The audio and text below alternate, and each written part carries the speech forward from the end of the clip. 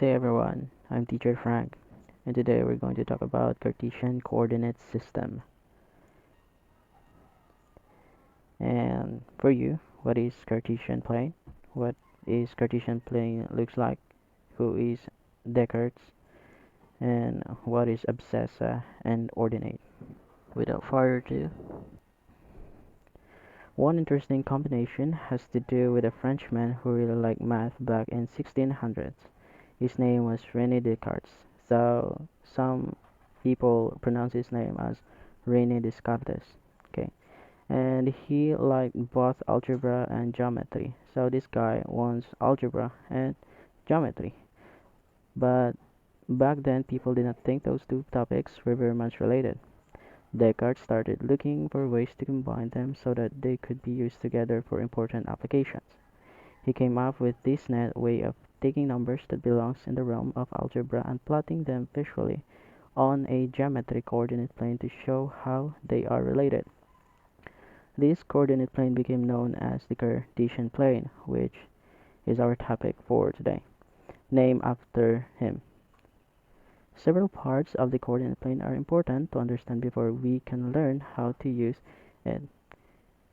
In today's lesson, you will learn about it and how it used to introduce the use of Cartesian coordinate plane that involves the construction of two perpendicular number lines, one horizontal and vertical, whose point of intersection, called the origin. So I'll show you the parts of Cartesian plane.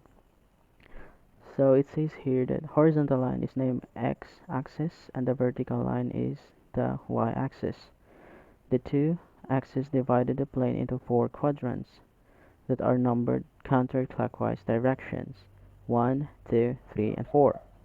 Every point in the plane can be described in terms of an ordered pair x and y, or any other term abscissa and ordinate. Under the first quadrant, the value of x is positive as well as the value of y. Under the second quadrant, the value of x is negative while the value of y is positive. Under the third quadrant, both values of x and y are negative, and then under the fourth quadrant, the value of x is positive while the value of y is negative. So in order you to further understand what does the statement say, I'll show you a picture.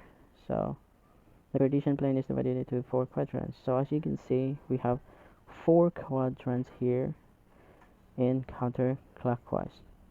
So here is a quadrant 1 and a quadrant 2, quadrant 3, and quadrant 4. So on the other side, you can see here the y-axis here, a perpendicular line, one of the perpendicular line, and as you can see here, we also have the x-axis, and the point of intersection of two perpendicular line is what we call the origin. Here, the origin, as you can see. And then we have an example here. If we plot these following points, if x is 5 and y is 6, so as you can see, the coordinates lies in the first quadrant, and both value of x and y are positive. That's what we know about the previous statement. Another example, x is negative 3 and 4 is y. As you can see, the points or the coordinates lies in quadrant 2, and we have another example here.